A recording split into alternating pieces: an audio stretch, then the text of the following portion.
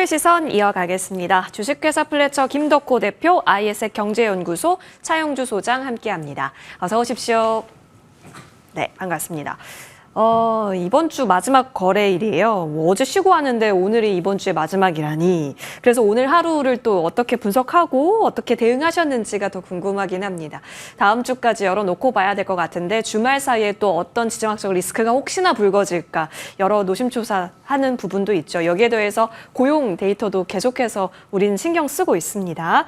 관련해서 이제 이야기 좀 들어보기 전에 외국인 순매수 탑 10을 준비를 해봤는데 오늘 외국인이 그래도 현물적으로 들어와요. 뭘 담고 있는지 같이 보겠습니다.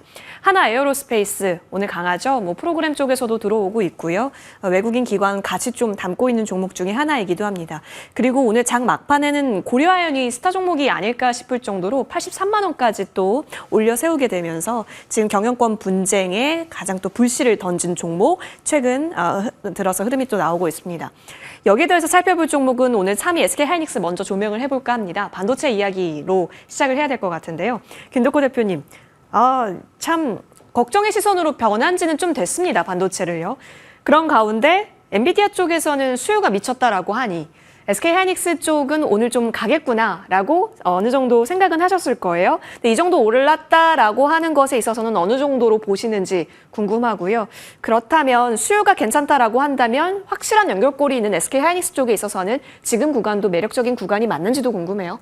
사실 저희가 이 시간대도 삼성전자도 굉장히 주목을 해야 되는 이유를 몇 번씩이나 설명을 드렸었고 상대적으로 또 SK하이닉스에 대해서의 강점과 약점도 많이 소개를 드렸던 것 같습니다. 자, 그러면 지금 시점에서 결국 주가가 떨어졌기 때문에 틀렸다 맞다 이런 것을 논하는 것보다도 이제 어떻게 대응을 하느냐가 이제 관건이라고 좀 보고 있는데 일단 엔비디아가 다시 이제 주가를 이제 시총을 3조 달러 넘게 다시 회복을 했다더라 이런 호재들은 당연히 좋죠. 그런데 우리가 이제 이 주식의 거래에 대해서 가장 필요한 거는 결국 이 주가에 대해서 사고 파는 사람의 시장이 얼마의 규모가 있는가 이게 이제 관건이라고 보셔야 될 것 같습니다.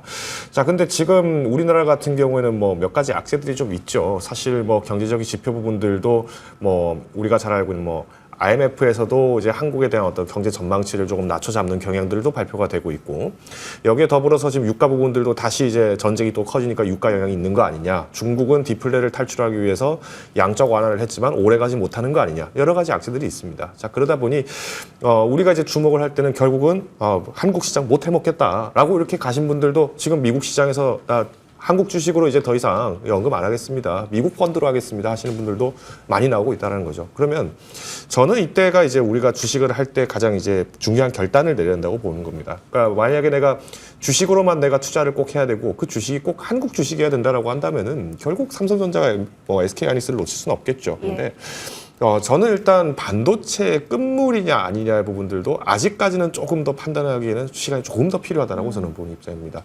왜냐하면 저희가 이제 10월을 첫 주를 또 시작을 했고 또 여기에서 이제 앞으로의 실적 발표가 또 예상 실적 발표가 이제 슬슬 얼마 남지 않은 걸로 알고 있는데 자, 문제는 우리가 10월도 사실 우리가 거래일이 며칠 있었습니까? 지금 10월 거래일이 며칠 없었습니다. 그러다 보니까 미국에서나 혹은 중국에서나 일본에서 잠깐 급등 급락이 반복될 동안은 한국 시장은 그냥 가만히 있다가 한 대 얻어맞고 또 가만히 있다가 오늘은 좀 기분이 좋네 이렇게 마치 무슨 조울증 환자처럼 이렇게 기분이 너무 급등 급락하는 경우가 좀 있는데 저는 이게 증시가 지금 이런 부분들을 보이는 것은 오늘 좀 거래이 좀 너무 작다. 이번 주 거래이 좀 작아서 너무 많은 사람들이 동요를 하고 있고 또 어떤 분들은 또 그 공휴일 사이에서 어떤 자금이 필요하든가 이런 부분들이 좀 많이 나왔기 때문에 거래 물량 자체에 대해서 너무 좀 우려를 하시지 마시자라고 좀 말씀을 드리고 싶습니다. 다만 이제 우리가 이제 삼성전자나 SK하이닉스의 부분들에서 봤을 때는 저는 그래도 아직까지는 삼성전자보다는 SK하이닉스가 좀 선방을 좀 할 가능성이 아직은 높다라고 좀 개인적인 사견을 곁들여서 말씀을 드리겠습니다. 엔비디아에서 오늘 또 확인을 시켰다 보니 주가에서 시켰다 보니 더 그쪽으로 무게가 쏠리는 것 같기는 한데 차 소장님 그러면 HBM에게 다시 불씨가 던져진 걸까요? 어떻게 평가하세요? 다시 던져진 게 아니라 여전히 HBM이죠. 여전히 HBM. 저는 HBM에 대해서 단 한 번도 부정적인 말씀드린 적 없습니다. SK하이닉스를 지속적으로 말씀드려 왔고 15만 원이 지키면 매수 관점으로 본다라고 했죠. 자, 주가가 흔들리는 겁니까? HBM이 흔들리는 겁니까? HBM은 전혀 흔들리지 않고 있습니다. 지금 이제 엔비디아에서는 블랙웰이 더 지금 인기를 끌고 있다라고 하고 애널리스트들 마음은 흔들리고 있죠. 어떤 증권사에서는 이런 얘기하고 어떤 증권사에서는 저런 얘기하고 있죠. 서로 간에 헷갈리고 있습니다. 하지만 잭슨왕은 여전히 잘 팔리고 있다라고 합니다. 그리고 이번에 또 한 증권사에서 그렇게 나왔죠. SK하이닉스가 실적이 분기 실적 6조 얘기가 나옵니다. 그러면 삼성전자를 능가하는 겁니다. 예. 만년 2등의 SK하이닉스가 실적으로, 그러니까 숫자로도 삼성전자를 능가하고 HBM은 없어서 못 팔고 있고요. 그런 상태에서 왜 흔들리죠? 전 주가가 더 내려오면 더 좋은 기회다라고 생각을 합니다. 꾸준히 가는 건데 거기서 왜 흔들리고 주가가 흔들리니까 그걸 잘 이용하시면 되죠. 그러니까 저희 MTN 시청자분들에게 말씀드렸잖아요. 지금 15만 원대 이상에선 계속 사 모으시라고. 예. 그러다 보면 또 이런 소식 나오는 거고 또 안 좋은 소식 나오면 주가 빠지면 또 사시면 돼요. HBM은 저는 걱정할 거 없다. 단지 걱정은 여전히 삼성전자에 있지 않을까 싶습니다. HBM에 대한 어떤 트리거도 좀 나타나고 있지 않고 여러 가지 악재들이 좀 부각되고 있는 상황에서 좀 답답하긴 한데 굳이 두 개를 나눌 필요는 없다라고 봐요. 그래서 저는 HBM에 대해서는 제가 하이닉스를 믿는다라기보다는 HBM과 인공지능을 믿고 있다. 이게 더 올바른 얘기가 아니겠나 싶습니다. 전망은 탄탄대로 맞다. 흔들리는 건 주가였을까요? 우리의 심리였을까요? 여기에 있어서 조금 더 면밀하게 챙겨볼 부분이 있어 보입니다. 그런 관점 하에서 기회가 어디 있는가 우리는 그걸 또 따져봐야 할 텐데 삼성전자 10월 8일 잠정 실적 있잖아요.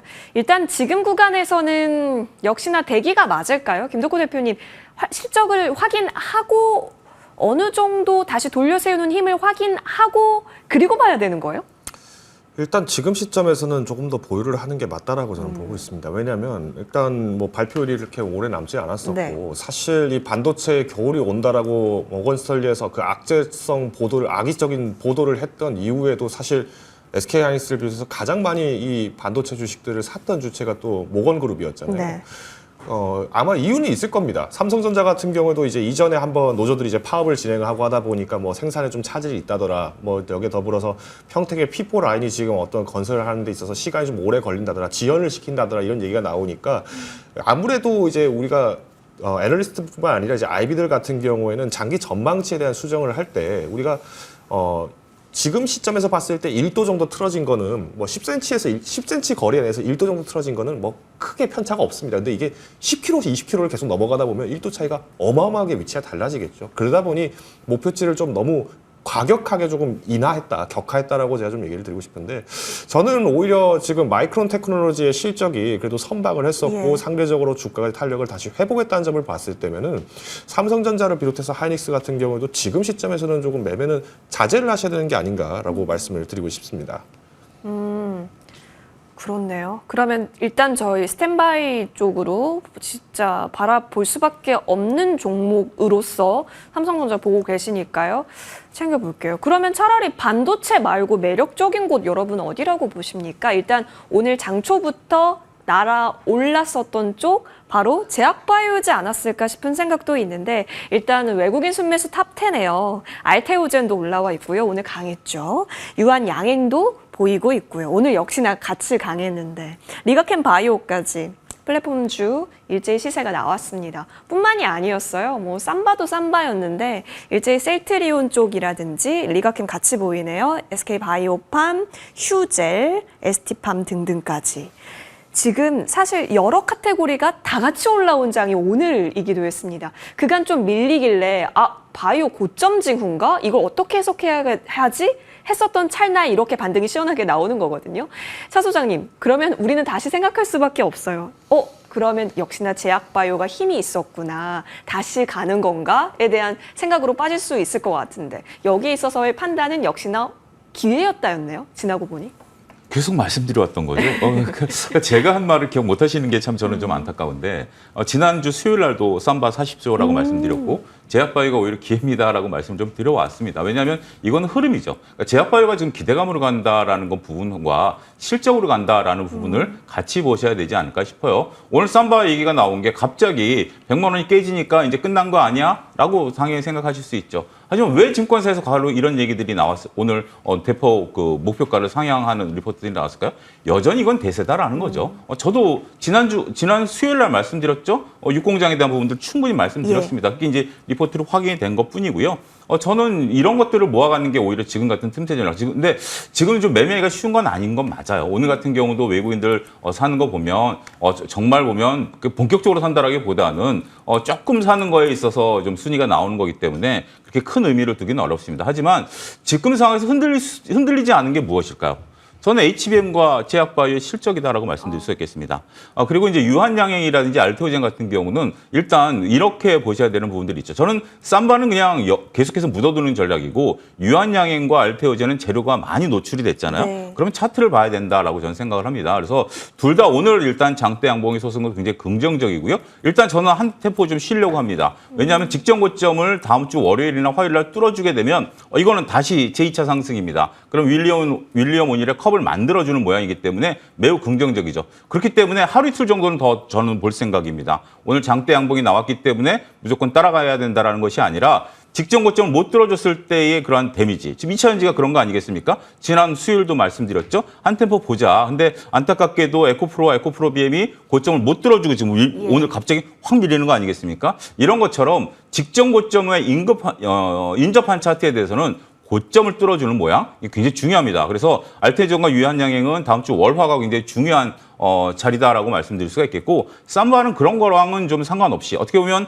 많은 분들이 잘 접근을 못하는 종목이죠. 그렇기 때문에 그냥 묵직하게 가는 거다, 이렇게 정리해드리도록 하겠습니다.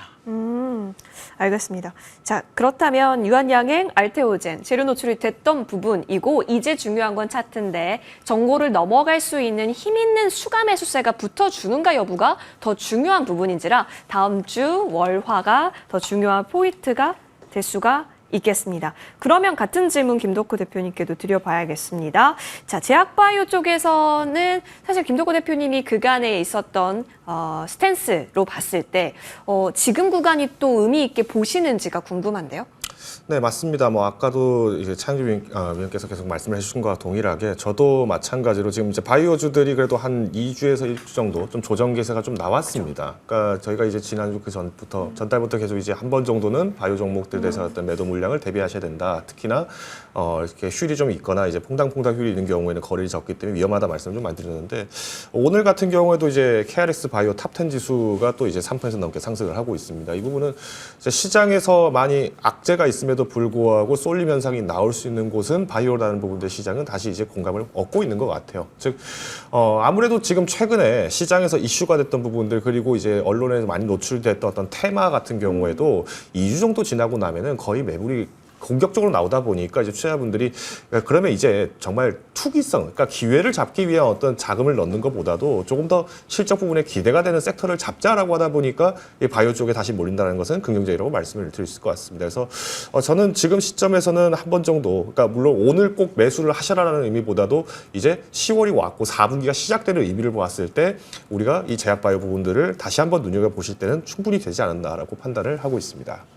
그러면 김덕호 대표님께서는 제약바이오단에서 탑픽주가 따로 있으세요? 저는 사실 매번 이제 좀 소개드렸던 거는 뭐 CMO, CDMO 쪽을 계속 주목을 한다 말씀을 드렸었고 뭐 삼성바이오로이스도 굉장히 매력적입니다. 그러니까 주가 탄력이 좀 높은 것을 좀 희망을 하시면은 바이넥스나 뭐 삼성바이오로이스를 좀 보시면 좋을 것 같은데 상대적으로 좀 수익 매매가 강하다 하시면은 뭐 이제도 계속 강조드렸던 셀트리온이 조금 적합하지 않나라고 보고 있고요. 대신 이제 제약 업종들 같은 경우에는 뭐 최근에 이제 뷰티 업종으로 또 확장하는 기업들도 굉장히 많습니다. 뭐 어떻게 보면 대표적인 게 또 이제 동국제약 같은 기업들인데 일단 지금 일본 내에서 이제 총리가 바뀌었죠. 이시바 시게루 총리로 이제 바뀌게 되면서 이제 재정 정책을 좀 안정화하겠다 이 부분들이 좀 강조가 되고 있는 건 사실인데 일본 기업들과 좀 협업을 하고 있는 제약 업체들 같은 경우에는 한 번 더 주목을 해봐야 되지 않을까라고 판단을 하고 있습니다. 일부 종목 모아주셨고 자 좋습니다. 그렇다면 이제 다시 또 외국인 쪽 같이 바라보겠습니다. 하나유로스페이스가 1위에 올라와 있다라는 점, 오늘 또 강하게 치고 올라간다라는 점에서 주목도 있는 종목이기도 합니다. 여기 뭐 현대로템도 같이 보이고 있고요. 이어서 거래대금 상단으로 한번 넘어가 볼까요? 지금 석유주 쪽, 흥구석유 동시에 있네요. 네, 같이 보이는데 사실 오늘 이 얘기를 안 할 수가 없었죠. 주말 사이에 연휴 사이에 계속해서 볼 수밖에 없었고. 바이든 대통령이 이런 얘기를 진짜 대선 앞두고 한 거 맞을까? 라는 생각도 들었어요. 어쨌든 이란에 대한 이스라엘의 그런 공격을 검토 중이다라는 얘기가 나오게 되면서 원유가 급등을 하게 됐습니다. 그러다 보니 오늘 오전장부터 석유 관련주들 움직임이 나왔고 오후장에 중앙 에너비스가 상한가를 또 돌입을 하기도 했죠. 자, 이걸 우리가 공포감을 섞어서 봐야 되는 게 맞는가부터 일단 판단이 필요할 것 같고 이걸 1번으로 가볼까요? 차 소장님, 뉴스 나온 거 보니까 200불 전망까지 나왔다라는 얘기가 있는데 사실 많이 안 믿는 눈치이긴 하거든요. 어떻게 정리 내려주실까요?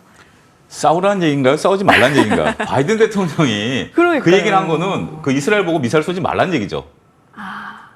저는 그렇게 생각했어요. 왜냐하면 지금 이스라엘과 이란이 미사일을 주고받고 헤즈볼라 공격하는데 단 한 번도 예고하고 공격한 적 있나요?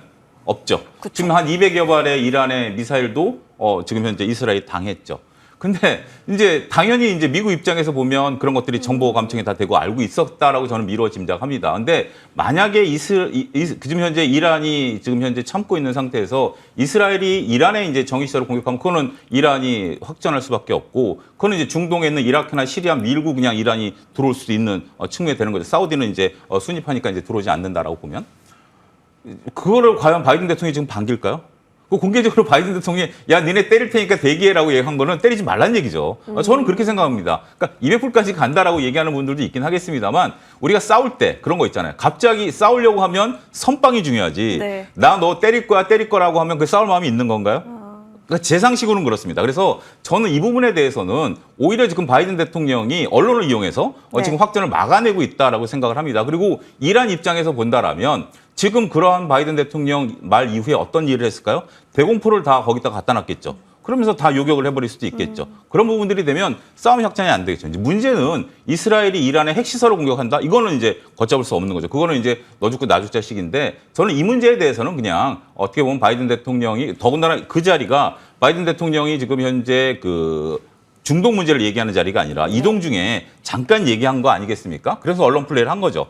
그렇기 때문에 저는 이 문제에 대해서는 모르겠습니다. 이제 어떤 식으로 이제 변형이 될지는 모르겠습니다만, 그냥 하나의 해프닝으로 오히려 확전, 그러니까 말을 안 듣고 있는 이스라엘의 어떻게 보면 공격을 막아내는 역할을 바이든 대통령이 한 게 아니겠나 저는 그렇게 생각을 해서 그렇기 때문에 유가가 오늘 못 올라가는 거죠. 안 그랬으면 지금 시장 전문가들 입장에서 본다면 당장 유가가 급등해야 돼요. 왜냐하면 투기 세력들이 그러니까 유가가 움직이는 건 세 가지입니다. 그중에 하나가 그 심리거든요. 근데 전혀 지금 유가가 움직이지 않고 있잖아요.